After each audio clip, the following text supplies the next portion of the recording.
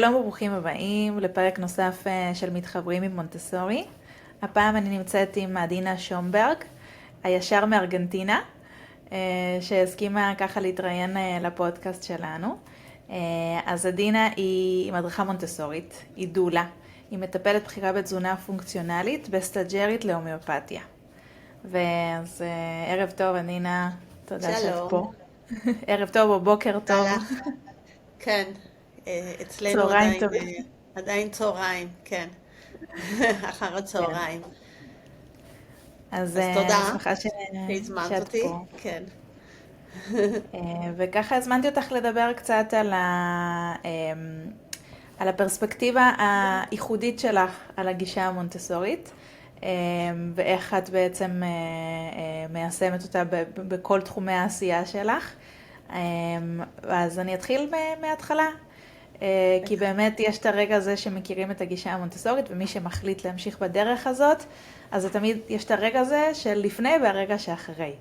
אז נכון. מה היה הרגע שגילית, ששמעת, שחווית את הגישה המונטסורית, מה זה שינה אצלך?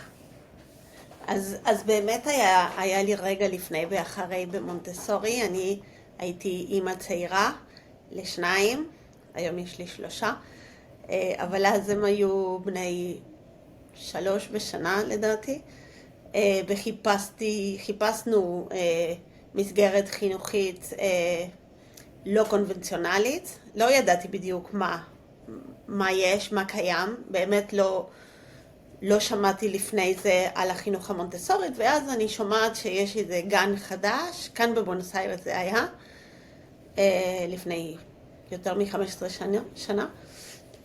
ואז אני שומעת שיש גן חדש מונטסורי, ושזה חינוך אחרת, וטוב, אז אני מבקשת להגיע לשם ולראות מה זה, ולשמוע. ואז הם לא מספרים לי, כשאני מגיעה, הם מזמינים אותי לסביבה המונטסורית, ומתחילים להראות לי כל מיני תרגילים. וטוב, אז מראים לי את המגדל הוורוד, ומסבירים לי פחות או יותר מה זה מה, ופתאום אנחנו מגיעים למגש חול, והמדריכה, המנהלת, אז היא מסבירה לי מה זה המגש, והיא מבקשת ממני לצייר משהו, לכתוב משהו, אני כבר לא זוכרת, ואז היא עושה כאילו ככה, ומוחקת את הכל. והיא מסבירה לי מה יש מאחורי זה, לא רק את התרגול, אלא שאף אחד לא ראה את זה, אז אין אפשרות של תסכול, כי אני בונה את הכתב או את הציור שלי, ואני מראה אותו ברגע שאני רוצה. זה עשה לי כאילו מדברים לי בשפה אחרת. זה באמת היה משהו חדש, אני כאילו התחלתי להסתכל לעולם ממקום אחר. יש אפשרות לבחור מתי אני מראה את היצירות שלי, אז אני יכולה לבנות את זה בעצמי, וכאילו כשאני בטוחה, אז אני מראה. זה באמת שינה לי את העולם, ובאותו רגע אני רשמתי את הילדים שלי שם, והתחלתי באמת מסע בתור אימא, ואחר כך התחלתי ללמוד. אבל גיליתי את זה בתור אימא, ובאמת מצאתי שם עולם חדש של אפשרויות לילדים שלי. איזה יופי. כן, המגש חול הזה באמת זה לא רק מה להראות מול אחרים, מה חושבים על היצירה שלך, זה גם מה את חושבת, כי לפעמים כשאנחנו טועים בזה מול העיניים שלנו, כאילו יש לזה ממש מוחשיות, יש לזה משמעות, אבל ברגע שאפשר למחוק ולהתחיל מחדש, זה כזה, אפשר לקחת את זה הרבה יותר קליל. הרבה יותר קליל, וגם יש לנו את האפשרות לבחור מי אנחנו רוצים להיות שם. כאילו, זה לא מה שיצא לי. אם אני לא מרוצה, אז אני יכולה למחוק ולנסות שוב, ולנסות שוב, ולנסות שוב, עד שאני מרוצה. ואז אני מחליטה מה אני עושה עם זה. אני מראה, אני לא מראה. זה בנייה אינטימית כזאת ועצמית, שאני יכולה לבחור בעצמי מי אני רוצה להיות, או מה אני רוצה להיות. וזאת דוגמה מאוד קטנה של איך אני כותבת את המספר 2 לפחות, למשל. אבל נראה לי שזה מתבטא בכל הרעיון המונטסורי. איך אני בונה את עצמי בצורה פנימית, ואז זה יוצא החוצה. וזה מדהים בעיניי. נכון, נכון, זו דוגמה יפה באמת הבאת פה. ובאמת, את אומרת שרשמת את הילדים שלך וגם התחלת בעצמך ללמוד, אז ספרי לי על איזה משהו שהגישה הזאת שינתה, כשראית איזשהו שינוי בילדים שלך, או כשניסית ליישם בבית, או אפילו אצל ילדים אחרים שאחר כך ליווית, או משפחות, איזשהו רגע שראית את הקסם של הגישה הזאת בא לידי ביטוי. אני ראיתי את הקסם הרבה מאוד פעמים. זה באמת קסם. זה משנה, כמו שבדוגמה הזאת שסיפרתי לך, זה שינה לי את הראייה של הילדות, של ההתפתחות הילד, או של האפשרות לפחות. יש עולם של אפשרויות, אז אני ראיתי את זה הרבה פעמים בסיטואציות מאוד שונות. אני ראיתי את זה בילדים שלי, למשל יש לי, הילד הבכור שלי הוא עכשיו בן 18 כבר, אבל הוא התחיל באמת בגן מונטסורי. לא, הוא לא התחיל בגן מונטסורי, הוא עבר לגן מונטסורי כשהוא היה בן 4. אבל עד אז הוא היה מאוד ביישן, ותמיד ככה בצד, ולא רצה להשתתף בשום דבר. וברגע שהוא נכנס לגן מונטסורי, ואני לא יודעת, הוא כאילו, הוא הבין שיש לו כוח, הוא הבין שיש מקום שם בשבילו. ולאט לאט הוא נכנס לתוך העניינים, והוא כבר לא היה בצד, והוא כבר לא היה ביישן, והוא התחיל לדבר ולהגיד מה שהוא רוצה, ולהתנגד לפעמים, שזה גם מותר. אבל כאילו הוא צבר המון ביטחון, ביטחון עצמי. ולדעתי זה מה שקורה במונטסורי. ילדים בטוחים בעצמם, כי מותר. מותר לא להסכים, ומותר לחשוב אחרת. ויש מקום גם לזה. ולדעתי זה מאוד מחזק את כל אחד ואחד. כי כל אחד מאיתנו אחר. ויש מקום לכולנו. איזה יופי שראית את השינוי באמת, כאילו מי מכירה יותר טוב את הילדים אם לא אימא, אבל זה יפה באמת לראות איך ההחלטות שלנו בתור דמויות חינוכיות, כאילו שאחראיות גם על החינוך שלהם, משפיעות לטובה, וכאילו שאת יכולה להגיד, אוקיי, עשיתי צעד נכון, ולראות את הפירות של זה. אני יכולה גם לספר לך על ילד אחר שהכרתי כשעבדתי בארץ. היה לי מרכז מונטסורי בבית, בסלון שלי היה לי כזה סביבה מונטסורית, וילדים היו באים לפעמים בקבוצות, לפעמים לבד. והילד הזה, הייתה לו הבחנה, אני לא יודעת, אני לא זוכרת עכשיו מה, אבל סוג של קשב וריכוז, אבל ההורים תיארו מצב כזה בטלפון, שהילד פשוט לא נשאר באותו מקום לשנייה. שהילד צריך לרוץ, והוא לוקח דברים, וזורק דברים, ושובר הכל, וצועק, וקשה לדבר איתו, והוא לא עושה שום דבר ממה שמבקשים ממנו, וכאילו, אני ציפיתי באמת שיגיע ילד שאני לא יודע מה לעשות איתו. והילד הגיע, וברגע שהוא הגיע, הוא ראה את המקום, רק לראות את הסדר שיש שם, ואת היופי שיש שם, ואת הצבעים, והכל, ואני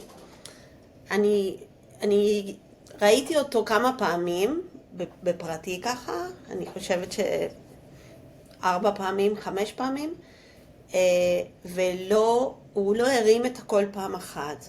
הוא לא רץ בכלל פעם אחת, הוא היה כזה מרוכז וכזה מרוצה ומעוניין בכל האפשרויות שהיו לו, וכל מה שבאמת הוא יכל לעשות בעצמו. וכל פעם שסבתא הייתה באה לאסוף אותו, היא ככה הגיעה כמה דקות קודם, ואז היא אומרת, אני לא מכירה את הילד הזה, אני לא מאמינה, כאילו אין דבר כזה בבית.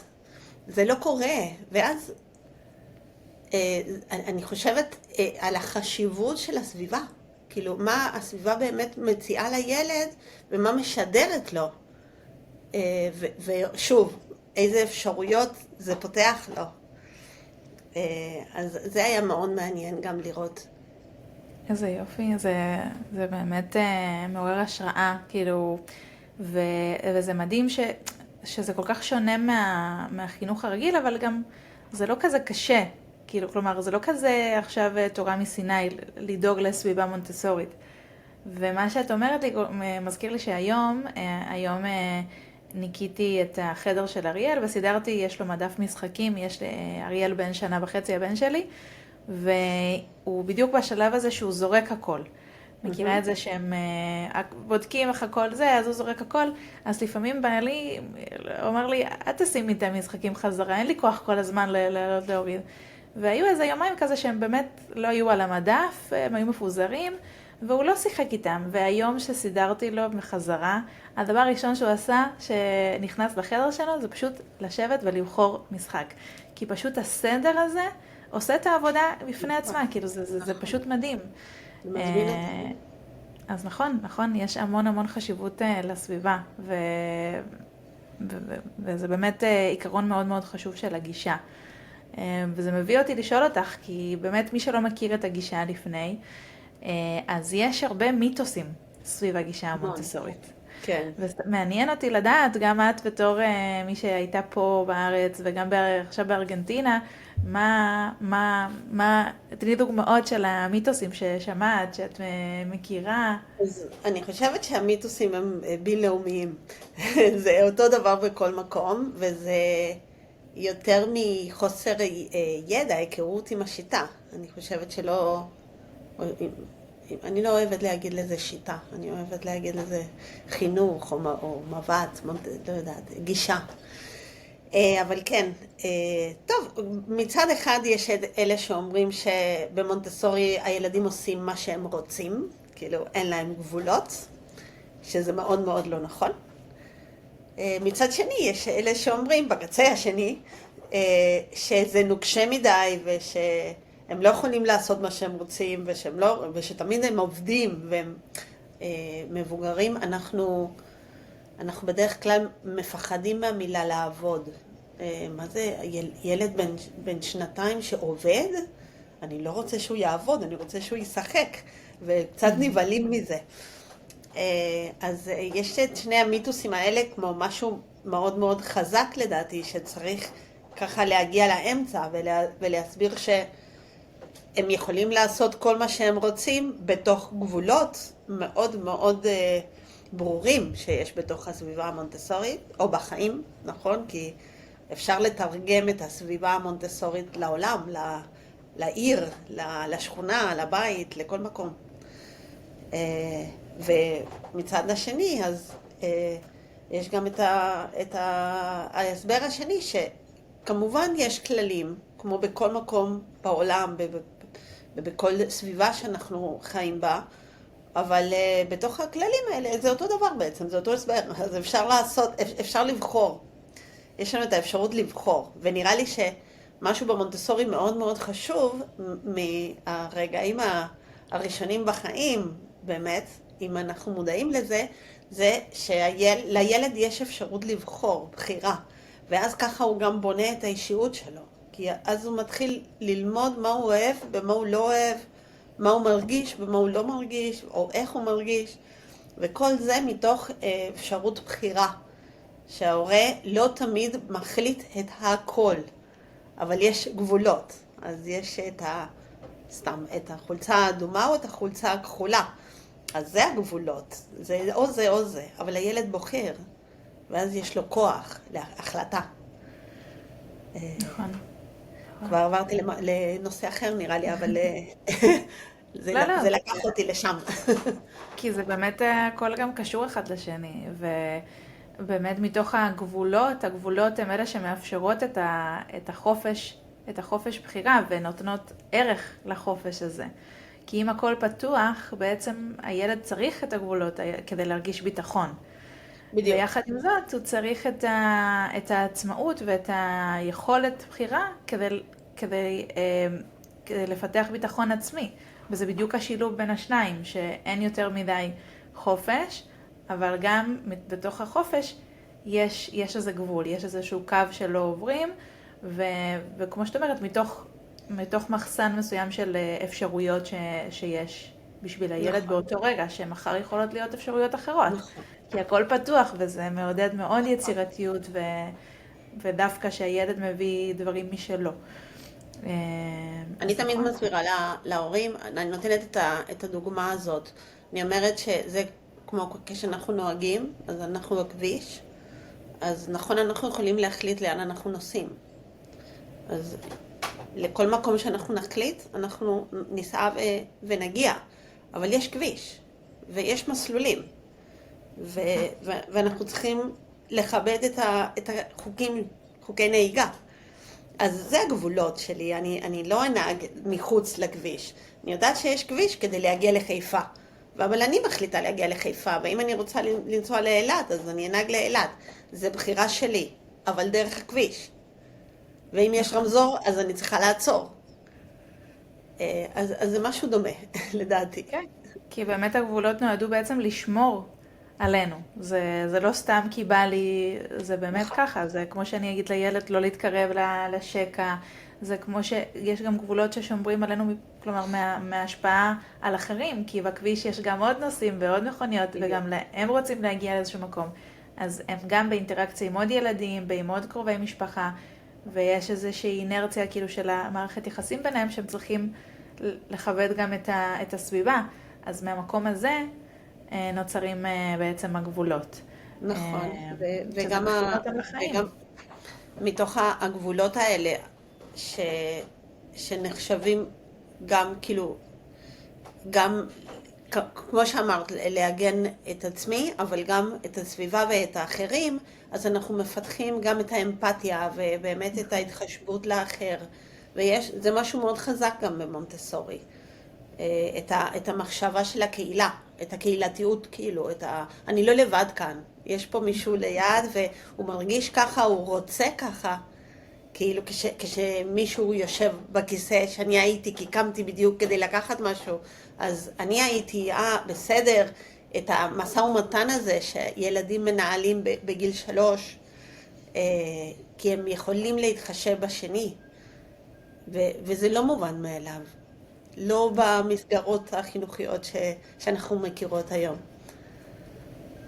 נכון, כי זה באמת מעבר למשהו לימודי, אם בכלל, כאילו, המשהו לימודי הזה קורה בפני עצמו, אבל כל המסביב, ההבנה שאני לא לבד בעולם, כמו שאמרת, שיש עוד אנשים סביבי, שצריך לכבד, שצריך לחכות לתור שלי, שהם לומדים את זה בעצם לבד, כאילו, אין איזשהו מישהו שמרצה להם, ופשוט ככה, בגלל שכמו שאמרת, לסביבה יש חשיבות, היא זו שמלמדת אותם גם את החוקים האלה, את הגבולות האלה.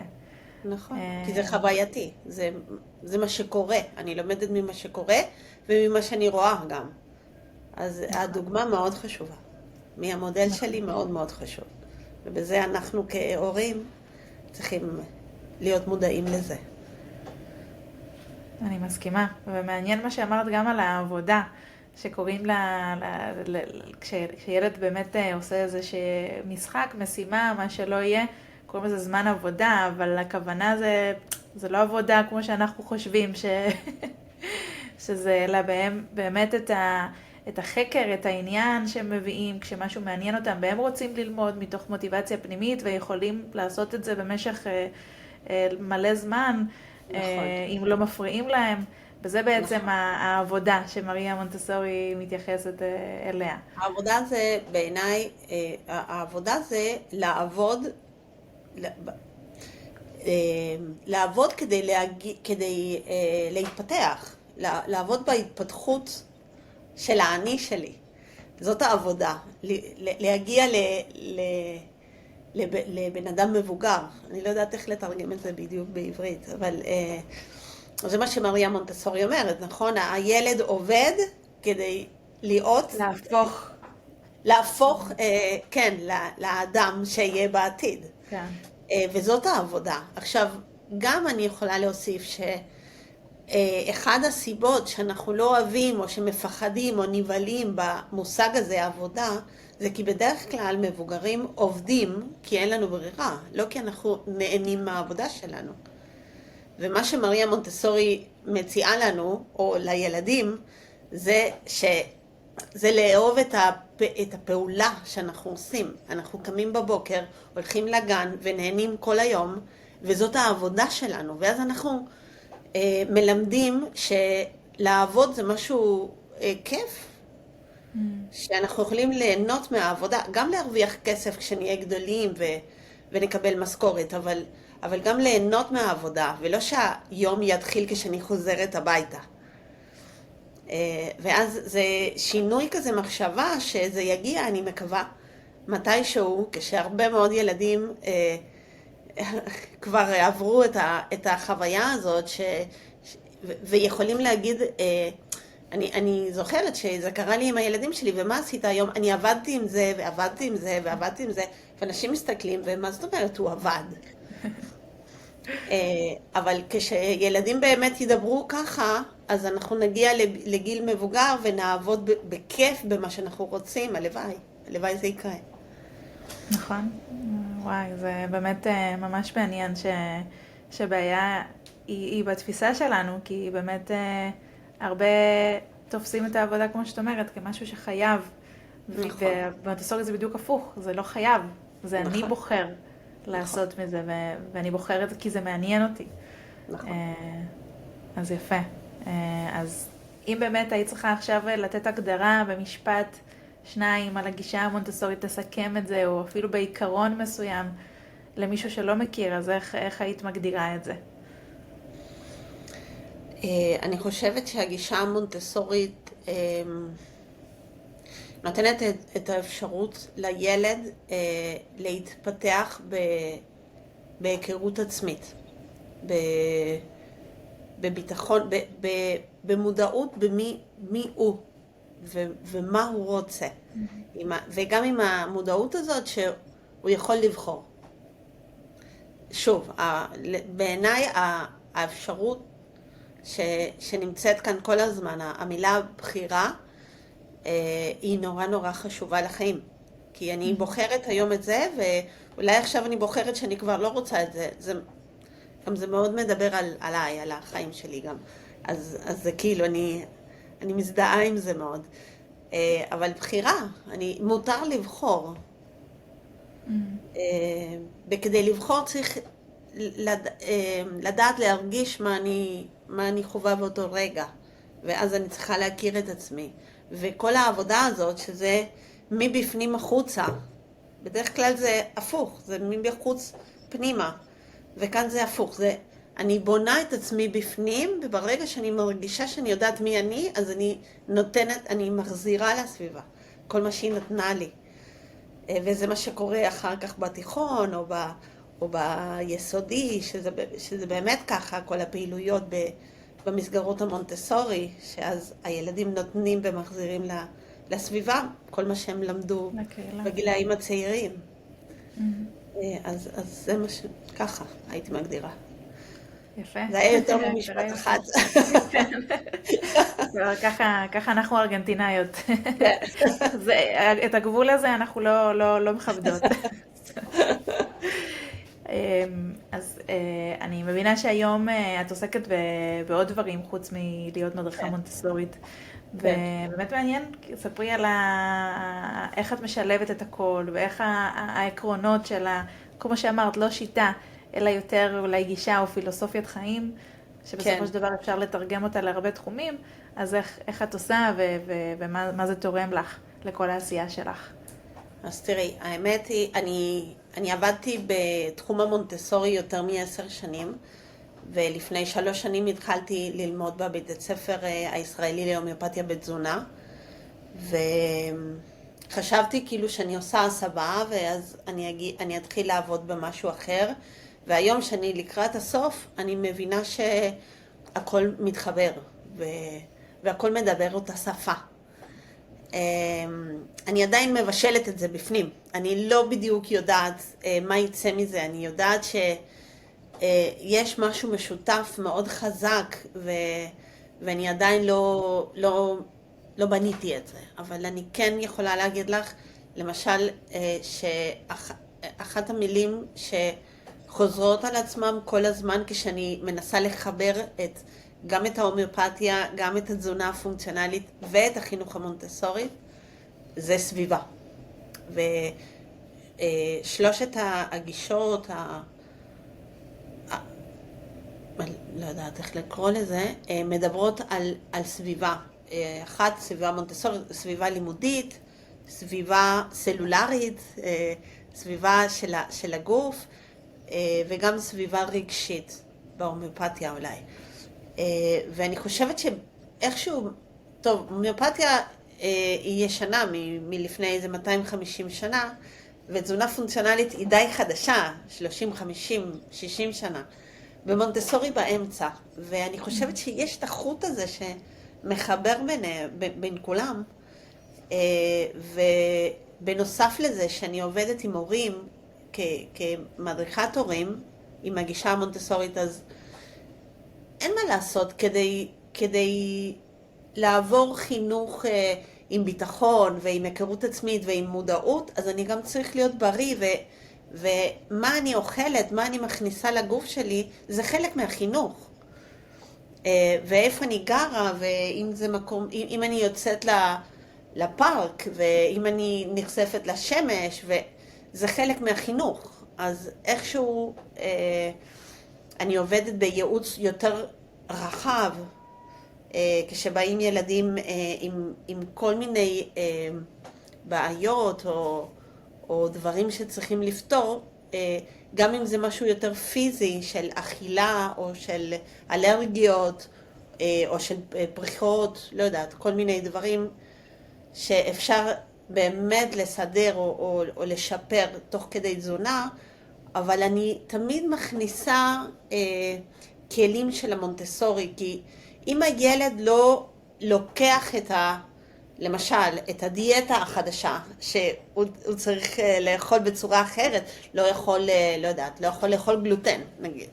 אז אם הוא לא לוקח על עצמו את זה, והוא מבין למה, ואז הוא יכול באמת לעמוד עם זה ולהגיד, לא, אני לא אוכל לחם, אני לא אוכל גלוטן. אז הוא לא יצליח, כי אז האמא צריכה באמת לרדוף אחריו ולהגיד, את זה אתה יכול, את זה אתה... ואנחנו רוצים את זה מבפנים. אז באמת יש עניין מאוד חזק בחינוך, בהסבר, בלהבין את הסיבה, ואנחנו יודעים ממונטסורי שילדים מבינים, גם בגילאים מאוד צעירים, את הכל. אז הסבר מאוד רחב, ולהעביר כמה שהילד יכול להחזיק, אבל באמת להעביר את האחריות על הילד, שהילד יחליט, וגם להכניס אותו למטבח. למשל, אני מאוד מעודדת את האמהות שיכניסו את הילדים למטבח, כי ברגע שילד מבשל ומכין אוכל, אז הוא יאכל אותו. אז... נכון. אני ראיתי הרבה סרטונים שלך ברשתות החברתיות, שאת מעודדת את זה הרבה, כן. שהם יבשלו, כי זה חלק מהמודעות, כי באמת זה הופך את זה לאחריות אישית וגם לבחירה בהמשך, ולשליטה ולעצמאות, מעבר לבשל, לדעת לבשל. אלא, נכון. כמו שאת אומרת, פתאום להתעסק לבשל זה תירוץ בסוף. נכון. נכון. מה אבל מתאים אני לי, גם מה לא צובר מתאים. המון ביטחון. ואני עושה את זה בשבילי, בשביל הבריאות שלי. ואז אני ארגיש יותר טוב, ואני עשיתי את זה. ההיגיון זה כמו מה שקורה בגן, כאילו כשהילד אומר, אף אחד לא לימד אותי לקרוא, אני למדתי לבד. זה מה שהילדים אומרים במונטסורי. כי באמת הם למדו לבד. הכל שם, והם למדו פתאום לזהות אותיות, ואז הם חיברו אותם, ואז הם קוראים. והם לא יכולים להגיד, מישהו לימד אותי. אני למדתי לבד. אז אותו דבר, אני הצלחתי להגיע למטרה הזאת, כי אני הכנתי את האוכל שלי, כי אני מבין מה אני יכול ומה לא, ואני יותר בריא עכשיו, ואני מרגיש יותר טוב, וזה בזכותי. מה יותר טוב מזה? כאילו, כן. אז יפה לראות איך את מדברת על זה ותשוקה, וזה כל כך נכון שכאילו כמו שהתזונה הוליסטית, אז המושג הזה הוליסטי, זה באמת, החינוך הוא לא רק חינוך, כאילו יש מעבר, ויש את הבריאות הנפשית ואת הבריאות הפיזית והמנטלית, והכל הוא חלק מהשלם. אז זה מאוד יפה לראות איך הכל מתחבר למשהו שורשי ועמוק אחד, שזה בסופו של דבר המקום הזה של הבחירה, של המודעות ושל החופש ושל העצמאות. כמו שאמרת, אני למדתי בעצמי, אני עשיתי. כן. אז זו מתנה מאוד גדולה שאת נותנת לעולם, אז אני מאחלת לך המון בהצלחה בזה, תודה. במה שאת בונה, תודה. או שהוא בונה את עצמו לבד. כן, נכון. זה בונה את עצמו. אז יפה מאוד. אחר כך אנחנו נשאיר פרטים של האינסטגרם שלך ושל הכל שיוכלו בשמחה. למצוא אותך.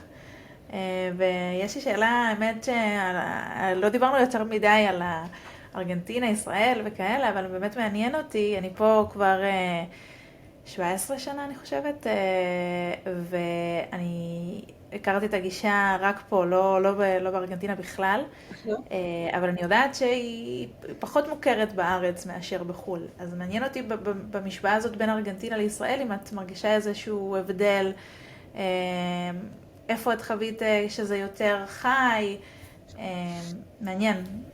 אז אני אספר לך בדיוק משהו שונה. כאן בארגנטינה כנראה זה התחיל קודם, וזה בשיטה מאוד מאוד נוקשה, כאילו זה באמת השיטה שיורדת פה לגנים, וזה גן מונטסורי, וזה די קשוח. למרות שהם טובים, אבל הם מונטסורי טהור, אפשר להגיד. כשאני הגעתי לארץ, לי היו כמה פרקים בארץ. אני הגעתי לארץ בגיל 18, הייתי שם 15 שנים, חזרתי לארגנטינה, ואז למדתי מונטסורי ועבדתי כאן, ואחר כך חזרתי לארץ. אז כשחזרתי לארץ, מונטסורי היה ממש בהתחלה גם, וזה היה מונטסורי מאוד גמיש, לא ממש מונטסורי, אבל יותר פופולרי גם, וזה טוב. מה שאני חושבת שקורה בארץ זה שהרבה יותר אנשים מכירים מה זה מונטסורי. כאן לא. כאן לא יודעים. כאילו יש כמה גנים וזהו. אבל זה לא משהו ששומעים. את אומרת מונטסורי ואף אחד לא יודע מה זה. בארץ כן. בארץ לומדים את זה ומשתפרים כל הזמן. וכל הזמן זה נהיה יותר רציני ויותר מקצועי ויש כל מיני קורסים והכשרות בחו"ל, אז אני חושבת שבארץ זה הרבה יותר מפותח, וגם עצם זה שהיריעות לקחו את זה על עצמם, זה מה שאני עשיתי כשהייתי בארץ. אני באמת עבדתי בלהפוך גנים רגילים למונטסורי, ועצם זה שיש גנים ציבוריים שעושים את זה, אז זה כבר אומר המון, וזה טוב. כן. יפה, אז באמת שינית לי תפיסה. אני באמת לא יודעת בדיוק איך זה הולך בארגנטינה, אבל תמיד בארץ יש לי תחושה כזאת של, רגע, בא לי שזה יהיה יותר, לפחות בעיר שלי, בא לי שיהיה יותר גנים ויותר מסגרות, אבל אני מאמינה שזה עוד יקרה, אנחנו נעבוד. זה בדרך, כן. אני חושבת שבשנים האחרונות זה יתפתח המון, המון המון. כן. אז יפה שזה ככה. זה יקרה. אז ככה לסיום, אני אשמח, תמיד אני אוהבת לשאול על איזושהי שאיפה, איזשהו חלום שיש לך ברמה האישית, ברמה המשפחתית, העולם שלך, התעסוקתית, וגם באופן כללי לגבי הגישה המונטסורית, לגבי העשייה שלך, החינוך. טוב, לא התכוננתי לזה, אז יש לי הרבה האמת.